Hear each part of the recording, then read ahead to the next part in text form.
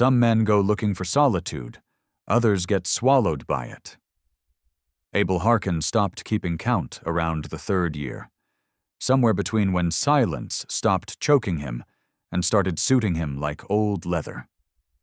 8 years in that same shack on the cracked dust of nowhere, watching the same sun vanish behind the same ridge, over and over. He'd built himself a life where nothing unexpected could get through. No voices, no questions, no reminders of the man he used to be, back before the earth took everything that mattered. Then, one day, 2 figures came walking out of the horizon, straight toward his land, with a kind of purpose that made his hands start to tremble. The old pump let out its usual groan as Abel filled the trough, his body moving through the morning in mechanical habit. Fence check. Feed what little stock hadn't wandered off or starved. Patch whatever the desert tried to steal back in the night. That rhythm had kept his mind from drifting to places that still burned if he got too close. And it had worked. Right up until now. The women were still a half-mile out when he saw them. But even at that distance, something didn't sit right. They were too tall, too steady. They weren't wandering. They were headed somewhere, headed for him. And that meant they knew. In 8 years, only 3 souls had made it this far. A town boy looking for work, a preacher offering salvation, and a landman with papers. All 3 had turned back after Abel met them at the porch with a rifle and no words. Now these 2 kept coming. He could see it clear now. The sway of long braids, the fringe of worn Apache leather catching midday sun. Tall women, strong in the way survival shapes you. They carried nothing but the determination that had pushed them across miles of land too cruel for mercy. Abel stepped toward his cabin, mind already mapping the run to the doorframe where his rifle waited. His hands shook harder. The isolation he'd spent 8 years crafting didn't feel like armor anymore. It felt like a trap. The taller woman lifted her hand when they were about 50 yards out. Peace? Pause? He wasn't sure anymore. The other, just as tall, but with a heavier lean of exhaustion, stared at the well like it was salvation. They didn't stop walking. Abel's pulse pounded in his ribs. His instinct screamed for him to back away, lock the door, pretend he'd seen nothing. But something in the younger woman's eyes, no threat, just pure need, rooted him where he stood. They halted at the invisible line that separated his world from everything else. The elder of the 2 spoke first, voice clear and soft across the space. Water. One word. Simple. Heavy. Abel's mouth dried instantly. That single word brought with it every wall he'd built over the years, and every one of them now stood at risk of falling. Letting them in meant acknowledging them. Acknowledging them meant breaching the silence. The younger woman stumbled, catching herself on a breath. She didn't cry out, didn't even reach for help. But Abel saw it. The cracked lips, the burns across her cheeks, the shaking. They'd been walking for days, long past the point of choice. He glanced back at his cabin, his desert-shaped prison. Then back at the 2 women who had somehow found him in all this emptiness. Something twisted in his chest. He hadn't felt it in so long it took a few seconds to realize what it was. Something. Anything. The first splinter in the numbness he'd wrapped around his soul. But before he could speak, before he could decide, he heard it. Hoofbeats. A rumble from behind the women growing louder, fast riders coming in hard. The elder tensed instantly, hand dropping to her side, body snapping into a defensive stance. The younger one turned toward Abel, not panicked, not pleading, just resigned. Like she'd known this was coming all along, and now she was standing beside a man who hadn't spoken to another soul in 8 years. The dust rose first. Then the riders appeared. 4 of them, faces carved from stone and arrogance. The kind of men who believed land meant ownership, who thought right and wrong could be settled with a badge and a bullet. Abel knew the type. Hell, he used to be that type. The older woman, Nita, he'd later learn, stepped in front of her sister, shielding her like she'd done this before. The younger one, Jacy, drifted closer to the well, her eyes still locked on the water she wasn't allowed to touch. Abel's hands were still now. He calculated. Rifle, 15 steps behind him. Riders, 200 yards and closing. The sisters, unarmed and barely standing. In the next minute, he'd have to decide which version of himself still lived under all that dust and grief. "You Hartwell?" The lead rider barked as they reined in at the edge of the land. His badge caught the light. Too new, too clean. A deputy, most likely just appointed. Still full of something to prove. Abel didn't answer. Words felt like betrayal. "We're looking for those two," the deputy said, nodding toward Nita and Jacy. "They stole from Silas Gant's place 3 days ago. Been trailing them since." Abel turned to the women. No words were exchanged. Nita met his eyes with no plea, only a quiet knowing that whatever came next rested entirely on what he chose. "They steal from you?" Another rider called out, this one red-faced and heavier. "We got every right to take back what's ours. Law says so." Abel finally found his voice. It came out rough, unused. "They haven't taken anything from me." "That's not what we said," the deputy pushed. "They took from Gant. We followed their tracks here. We'll be taking them back."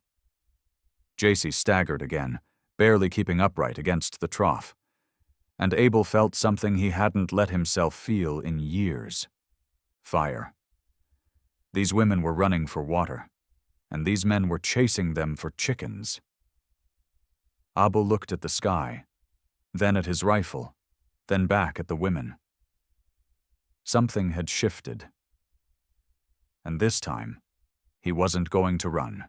The movement was small but desperate, and it cut straight through Abel Harkin's chest with a sharpness he hadn't felt in years, dangerously close to the emotion he'd spent nearly a decade burying. "She's dying of thirst with water right in front of her," he thought, "and 5 grown men want to argue about property and jurisdiction while she fights to stay upright." "Water's mine," Abel said quietly. "They haven't taken any." Clyde Barker's eyes thinned beneath his hat brim. "You protecting them?" "I'm stating facts," Abel replied evenly. "They're standing on my land. They haven't stolen from me. Whatever happened anywhere else isn't my concern." "Then let us take 'em," Clyde shot back, "and it won't be your concern anymore." Abel looked at Nita. She didn't flinch. She stood still as stone, her posture tight, as if she were bracing for violence she hoped wouldn't come. Jacy had gone ghost pale, her knuckles white where she clung to the trough. 3 days running from these men. 3 days without enough water to keep a person alive. Whatever they were accused of, they had already paid the price with suffering. "Did any of you see them steal?" Abel asked. Clyde's jaw locked. "Silas Gant saw them near his—" "Near," Abel cut in. "Near ain't theft. Are you calling Silas a liar?" "I'm asking," Abel said calmly, "if anyone actually saw them take anything." The silence that followed told him everything. These men weren't here for justice. They were here for convenience, ready to punish someone simply for being the wrong kind of person in the wrong place. Clyde's hand drifted toward the revolver at his hip, a lazy threat meant to remind everyone who held the supposed authority here. "Step aside, Harkin. This don't involve you." But Abel had already crossed the invisible line inside himself, long before he admitted it aloud. 8 years of silence hadn't erased the part of him that recognized wrong when it stood on his doorstep. 2 half-dead women needed water he controlled. "They're staying," he said. The weight of those 2 words crushed 8 years of empty solitude, leaving him exposed but unshaken. The riders exchanged looks, quiet communication from men who'd used intimidation more times than they could count. Clyde's fingers hovered near his gun. "That's a mistake, Harkin," he murmured. Behind Abel, the cabin door was still open. His rifle rested just inside. Between him and that weapon stood 2 women whose names he barely knew, yet whose survival mattered more to him than anything had in years. Clyde's horse shifted nervously, sensing the tension thickening in the air. The other 3 riders spread out, creating angles that made retreat impossible. They knew how to box a man in. "You don't know what you're protecting," Clyde said, speaking like a teacher addressing a slow student. "These 2 been stirring trouble everywhere they go, drifting between ranches, living off what ain't theirs." "Water," Nita said suddenly, her voice steady though her legs trembled. "We took water from a stream that flowed through the land of our people long before your rancher built his fences." Clyde's face hardened. "That land was bought legal. Territorial office stamped the papers. What our people did or didn't own stopped mattering," JC cut in, her voice weak but unwavering. "The moment your people decided it didn't matter, we took water from a stream. Not from his well, not from his house. Water that flows free for anyone." "Silas says you took food too," the heavy rider growled. 3 chickens, a sack of grain." "We took nothing," Nita said, hands at her sides, voice calm but threaded with fatigue. Abel noticed her fists curl ever so slightly. "We camped near the stream. We fished. We left before dawn. Silas woke, saw us gone, and assumed theft because that's what men like him believe about people like us." Clyde leaned back in his saddle, studying Abel with a sharper interest. "So you're taking the word of 2 Apache women over established ranchers. You know what that makes you?"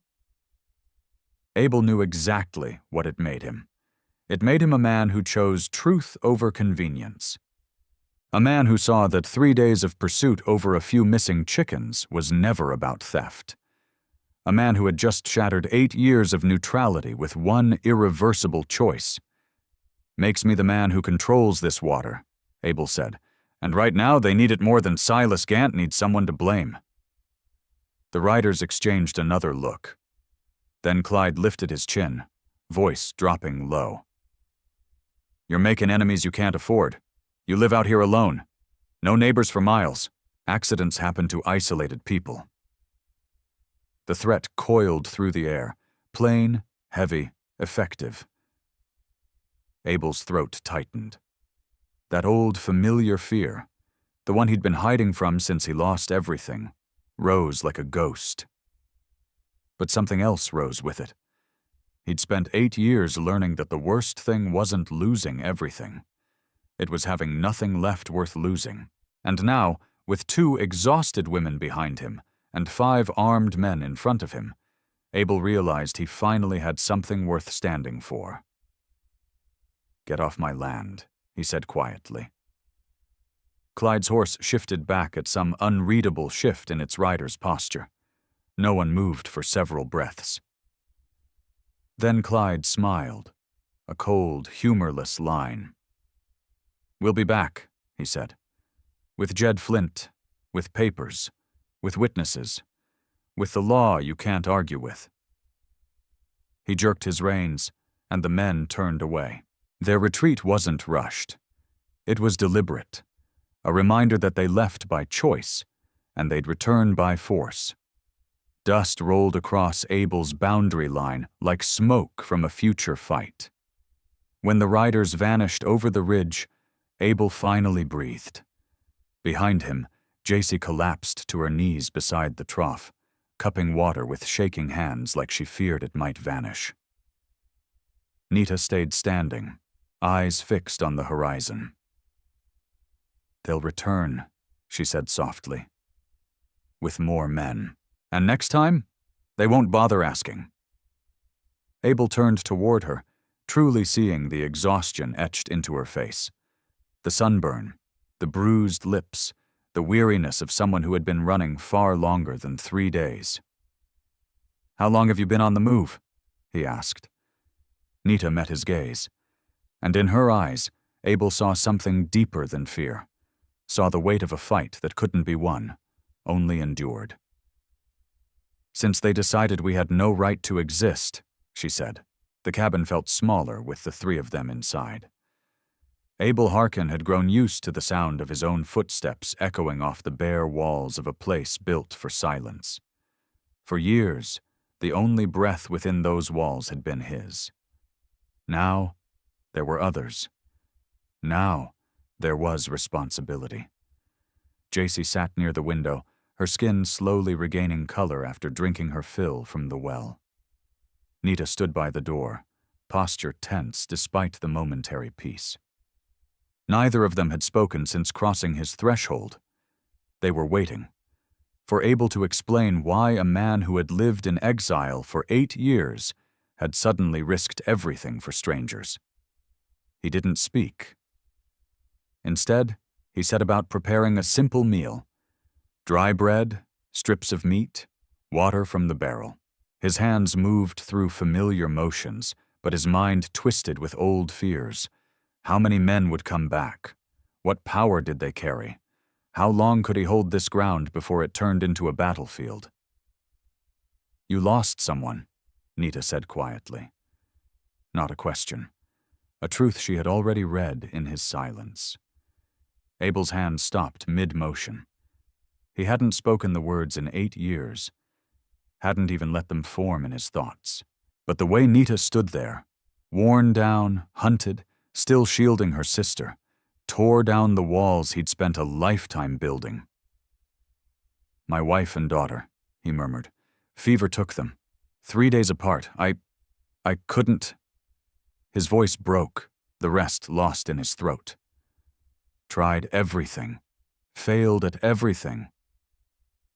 So you came here to die slow instead of fast, Nita said, not cruelly, just plainly. You chose to vanish. I chose to stop failing people, Abel replied, placing the bread down harder than he meant to. Out here, there's no one left to fail. JC spoke then, for the first time since she'd collapsed beside his well. Until today. The words hung between them like a bell tolling.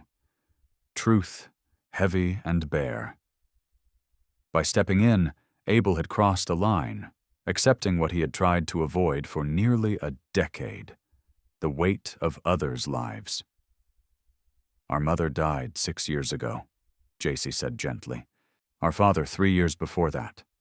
The land they hunted, the streams they fished, taken by men who showed up with papers that somehow meant more than generations. She looked at her sister. We stayed as long as we could. Took only what we needed. But every year the fences closed in tighter. Accusations grew louder. They want us gone, Nita added, voice flat. Not because we've done harm, but because our being here reminds them that this land was never empty to begin with, that we're proof of what they'd rather forget, she finished. Abel knew the feeling, different shape, same weight. His grief was a shadow. The sisters lived with the threat of erasure. How many ranchers have accused you? He asked. 5, Nita said, her jaw tensed. Always the same story. We camp, we fish, we leave. They see us, assume the worst. Send men with badges and guns. We run. We keep running. She didn't finish the thought. She didn't have to. There was no then. Just the slow shrink of a world no longer willing to let them exist in it.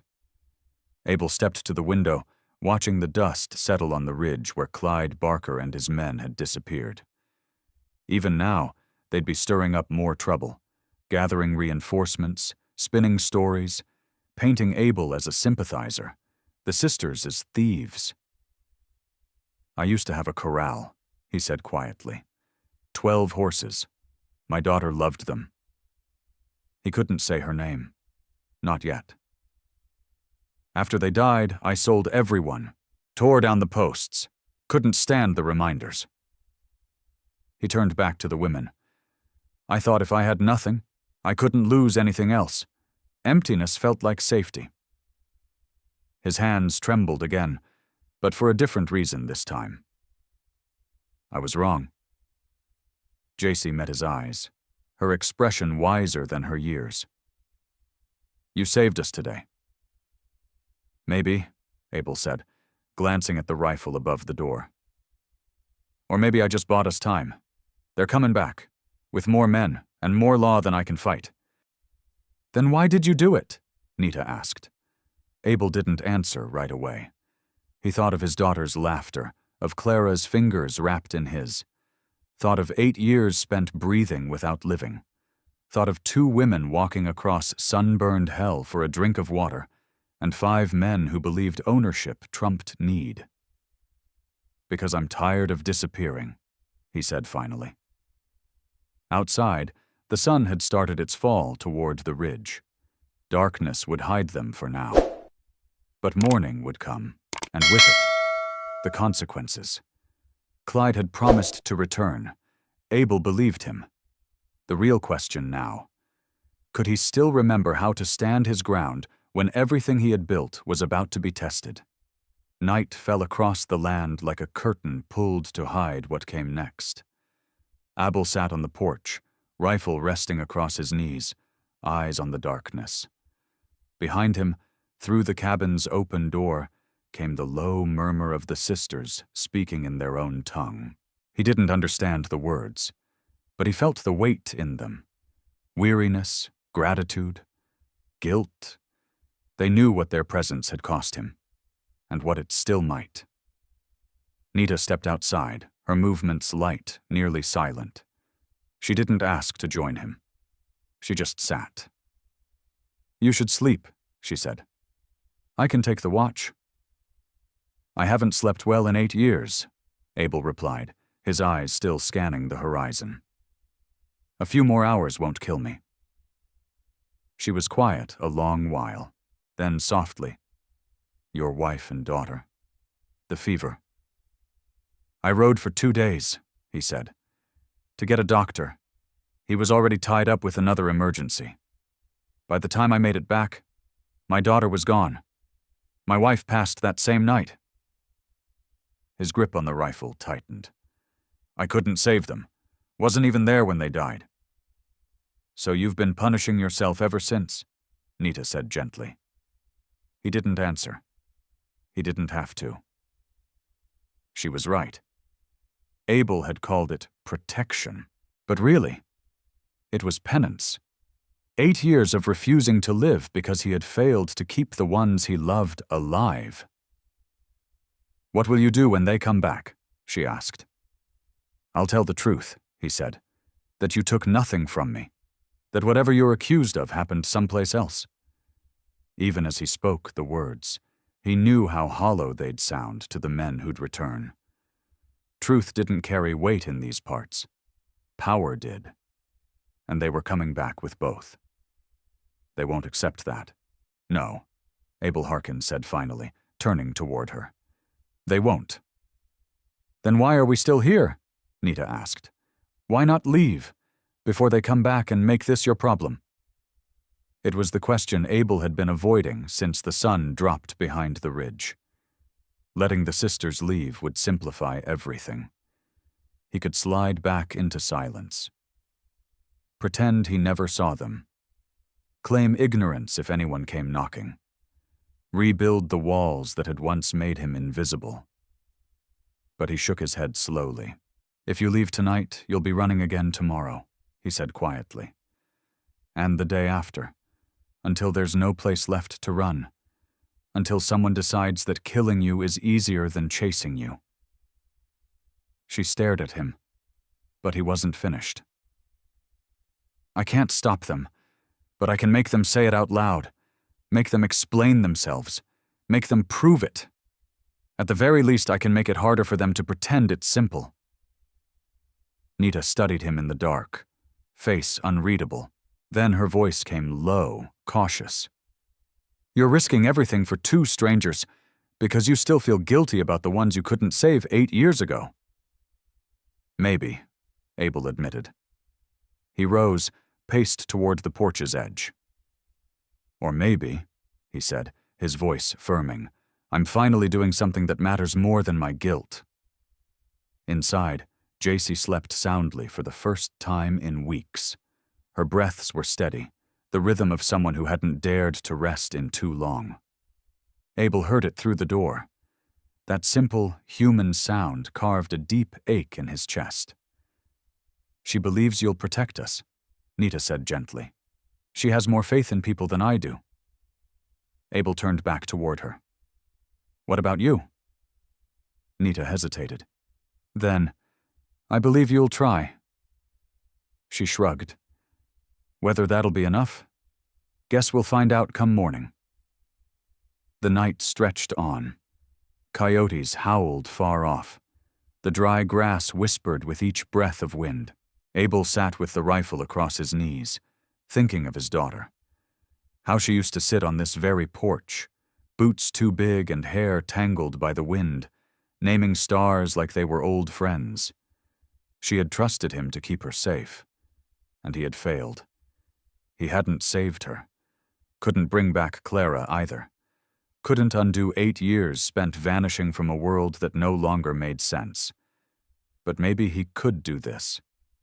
Sit here, stay present, and make a choice that said he hadn't given up entirely. Maybe redemption wasn't about fixing the past. Maybe it was just about refusing to repeat it. As dawn crept across the horizon in a slow, gray smear, Abel saw it, a dust cloud rising in the distance. "More riders," he said, though it hardly needed saying. Nita stepped beside him, rifle steady in his lap. JC came out next, rubbing sleep from her eyes. The 3 of them stood shoulder to shoulder on the porch as the riders came. 8 this time. At the front rode Clyde Barker, jaw clenched, eyes squinting with certainty. Beside him sat a new man, older, grimmer, with a calm steadiness that marked real authority. The marshal, Abel figured. And behind them, on the finest horse among them, came Silas Gant. His coat was pressed, his gloves clean. A man used to being obeyed. 5 more followed, all carrying the kind of conviction that came from years of having their word taken as law. They stopped just shy of the fence line, but this time the air carried no hint of retreat. The marshal dismounted slowly, steps deliberate, a show of calm before force. Abel recognized the tactic. "Abel Harkin," the man called. His voice carried the weariness of someone who'd mediated one too many frontier disputes. "I'm Marshal Jed Flint. I need to speak with you about the 2 women you're harboring." "Not harboring," Abel replied, his grip loose on the rifle but visible all the same. "They're guests, haven't broken a law I can see." "That's not for you to decide." Silas Gant pushed his horse forward, color rising in his cheeks. The indignation of a man unused to hearing the word no. "They stole from me. I've got the right to take back what's mine and see them punished." "What exactly did they take?" Abel asked flatly. Silas's jaw shifted like he was chewing gravel. 3 chickens, a sack of grain, from my storage shed. Did you see them take it?" "I saw them camping nearby. Next morning food was missing." Abel tilted his head. "Could have been anyone passing through. One of your hands. Maybe a coyote got into your storage. Was it secured?" Before Silas could reply, Jed Flint raised a hand to cut him off. "Mr. Harkin, I understand your instinct to question all this, but we've had several complaints about these 2 in recent months. They show up near ranches. Property goes missing. Then they vanish. Or," Abel interrupted, "they're just easy to blame, because they don't have anyone standing beside them." "They're Apache," Clyde Barker said bluntly. as if that closed the case. "They're people," Abel shot back. "And last I checked, being Apache ain't a crime. Needing water ain't a crime either." Jed's mouth tightened. "This isn't about what they are. It's about what they've done." "Then prove it," Abel said. He stepped down off the porch and planted himself between the riders and the cabin. "Bring me a witness. Someone who saw them steal. Bring me evidence that ain't just smoke and talk." Silas barked. "The word of ranchers should be enough. We built this land. Our word built it." "Your word," JC cut in sharply from the doorway, "is heavy with your own history." Her voice rang through the air with a clarity none of them expected. "You want us gone," she said, "because seeing us reminds you this land was never empty, that your prosperity was built on ground taken from people who never thought dirt and water could be owned." "We bought it legal," Silas spat. "Filed and stamped." "From whom?" Nita said, stepping beside Abel. "Who sold you something that didn't belong to anyone? That was shared for generations?" The marshal's hand dropped to his revolver. Not drawn, just resting there. A quiet reminder. "This is turning unproductive," Jed said. "Mr. Harkin, I'm asking you politely to let us take them in. They'll get a fair hearing. If they're innocent, they walk free. And if I say no, then you're interfering with lawful authority. That makes you part of their crime." The threat settled between them like dust. "I don't want to arrest you," Jed added, voice harder now, "but I will." Abel looked at them. 8 men, armed and ready, certain in their righteousness. He thought of Clara, of Lila, of 8 years spent trying not to care again, of 2 women who had risked everything just for a drink of water. "I'm not refusing," he said slowly. "I'm demanding you do this the right way. Show me proof, or turn around." "I'm not refusing," Abel Harkin said, voice steady. "I'm demanding you hold to the same standard you'd expect from anyone else. Bring evidence, real evidence, not suspicion built on where they camped or who they are." The riders exchanged uneasy glances. Their certainty cracked under the weight of plain logic, a force they hadn't expected from a man like him. Silas Gant looked ready to snap back, but Jed Flint raised a hand. "We'll return," he said quietly, with something colder than threat in his tone. "With more than words. And when we do, Mr. Harkin, you'd best be on the right side of it." They turned their horses and rode out. Slower this time, less sure. Abel stood there watching them vanish over the ridge, knowing all he'd won was time. Time for what? He couldn't say, but it was more than the sisters had yesterday. Behind him, JC murmured, "They'll bring lies, forge proof, twist the story so no one can untangle it." He nodded. She wasn't wrong. But over the last day, Abel had remembered something that 8 long years in the wilderness had tried to take from him. That sometimes you fight impossible fights just to remind yourself you're still alive. The afternoon stretched in tense silence, filled with unspoken preparation. Nita walked the fence line, cataloging weak spots and blind turns like someone who'd learned survival the hard way. JC helped Abel restock water barrels and supplies, her movements quicker now that food and rest had chased off some of her exhaustion. "You should leave," Abel said, voice low as he checked a latch. "Both of you. Head north. There's places where the law's thin and men like Gant can't reach. And you?" Nita asked from the doorway. "What happens to you after we're gone? They'll say you helped us flee. You'll be guilty just for letting us drink your water." She was right. The moment Abel chose to stand between them and the accusations, his fate had been stitched to theirs. Running wouldn't undo that. It would only prove the story they already wanted to tell. "Then we face it together," JC said gently. "All 3 of us. If this is the place where running ends, then let it end." Abel looked at them. These 2 Apache women had come through dust and heat, asking only for water, and somehow handed him back something he didn't know he'd lost.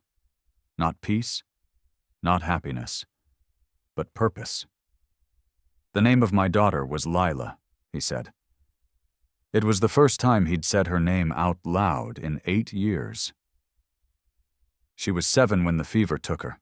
Used to sit right here on the porch and name every star she could see." His voice cracked, but he kept going. "My wife was Clara. Grew vegetables out back. Corn, beans, squash. She could make nothing taste like a feast." The sisters stayed quiet, understanding that these words came from a deep place, that they cost him something to say, that it was trust, hard-earned and rarely given. "When they died, I thought I died too," Abel said, sitting on the porch steps. "Built this life so empty nothing could ever hurt again. Nothing could matter." He looked at Nita. "Until yesterday. Until 2 women crossed a land that wants them dead just to ask for water," she whispered. He nodded. "You reminded me that caring, that's what makes us human. Turning away doesn't keep us safe. It just makes sure we die without ever living." JC came to sit beside him. Her presence was quiet but grounding, like stone under boot. "Our mother used to say water flows where it wills," she said, "that trying to fence it in only brings drought for everyone." "Is that why you took water from ranch land?" Abel asked.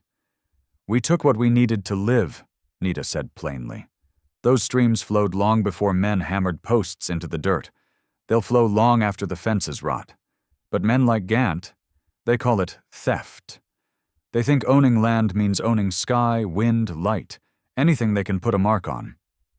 "They'll return with witnesses," Abel warned. "Men ready to swear they saw you steal. Doesn't matter if it's true. Their version of the law will back them." "Then why stay?" JC asked. "Why not leave now while we still can?" "I'm tired of running," Nita said before Abel could speak. Her voice held years of fatigue and fire.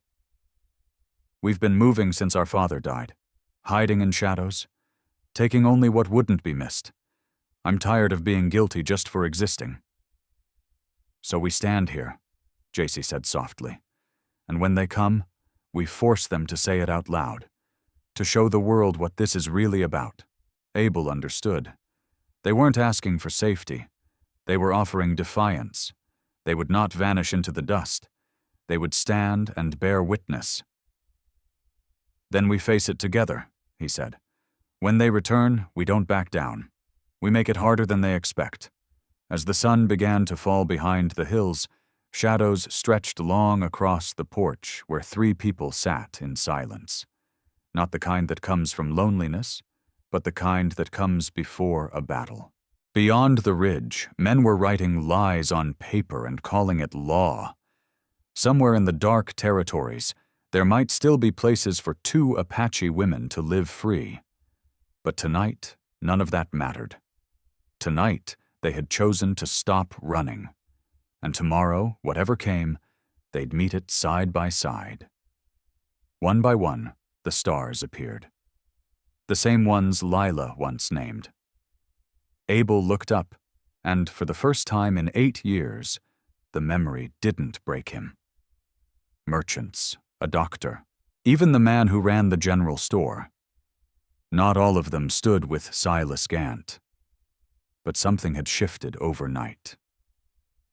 Marshal Jed Flint climbed down from his horse with the same measured calm as yesterday, but there was less certainty in his eyes. "Mr. Harkin, we need to bring this to a resolution." "I agree," Abel said, standing firm on the porch, the 2 Apache sisters flanking him like guardians. "Did you bring the proof you promised?" Silas nudged his horse forward and dropped a burlap sack at the marshal's feet. "Found this near their camp. Stuff from my ranch. Items I can name and claim." "May I take a look?" The voice came from Doc Weller, and it caught everyone off guard. He was old, long seasoned by frontier sickness and frontier truth. His fairness had weight in that town. Jed handed him the sack. Doc opened it slowly, drawing each item out with the care of a man handling both evidence and memory. A frayed shirt, a dented cooking pot, a leather pouch holding jerky. He examined each one like a wound. "This shirt," Doc said, holding it up by the sleeves, "has initials sewn inside." "JB. That yours, Silas?" "Yes, it's mine. But this patch..." Doc's voice turned cold. "That fabric? I sold it to Amos Carter 2 months back. Said it was for his ranch hands. This shirt wasn't yours. Belonged to someone who worked your land and moved on." Silas's face flushed with heat. "And this pot?" Doc held it up. "Maker's Mark from Santa Fe. My wife's got the same set. These pots were sold all over the territory last year." He pulled out the dried meat next, sniffed it. "Antelope. And these women were seen fishing, not hunting." The silence that followed was loud and sharp. Abel watched the realization move across the crowd like fire in dry grass. They'd come expecting justice, and found deceit. "You planted this," Doc Weller said bluntly. "You scrounged up common goods, called them stolen, and framed these women to suit a verdict you'd already made in your mind." "I know what I saw," Silas began. "You saw 2 Apache women living near your fence line," Nita cut in, her voice slicing clean through his posturing. "And that was enough. You didn't need theft, just skin, just fear."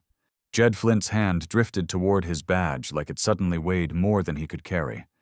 He turned to Silas with an expression that offered no comfort. "You dragged me into this.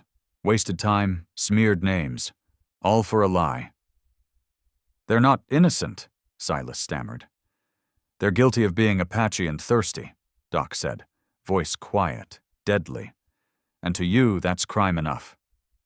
A voice rose from the crowd, a merchant Abel dimly recognized from long ago. "He's done this before. Blamed a migrant family last spring for a missing grain sack. They left in the night, too scared to argue." And like a dam breaking, more voices came. Stories, suspicions, things folks had kept to themselves out of fear or inertia. But now the shame was no longer just Silas's. Jed turned to the sisters. "You're free to go, and I apologize."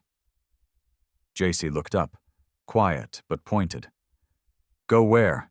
Every land's owned by someone. Every creek's claimed. Every breath we take feels borrowed." The merchant cleared his throat. "My brother runs a trading post 3 days north, near the reservation border. He could use folks who know the land. It's legal work. Not perfect, but it's honest." Nita and JC exchanged a glance, then turned to Abel. "Thank you," Nita said, "for standing when no one else would." Abel met her eyes. "Thank you for reminding me that standing means something." The crowd thinned. The last to ride off was Silas, the marshal's hand gripping his shoulder tight as a promise. Doc Weller lingered on the porch. "You made enemies today, Harkin," he warned softly. "The kind that remember." Abel's voice was even. "I spent 8 years trying to forget who I was. A man like Silas hating me feels light compared to that." That afternoon, the sisters packed what Abel could spare. JC hugged him with quiet strength. Nita just nodded, a gesture with more weight than a dozen words. Abel watched them ride north, horses given by the merchant, their shapes shrinking into the horizon until they vanished completely. The land felt still again, but not empty. Not like before. It wasn't loneliness now, it was space. Cleared, quiet, waiting. He turned back toward the well, the water that started it all. A simple ask. A hard choice. He thought of Lila, counting stars. Of Clara with dirt-stained hands in her garden. Of the 8 long years he tried not to feel. Then he stepped back inside, leaving the door open to the afternoon sun, ready for whatever came next. Because he knew now, being alone wasn't the same as being safe. and sometimes the bravest thing a man could do was give a stranger water.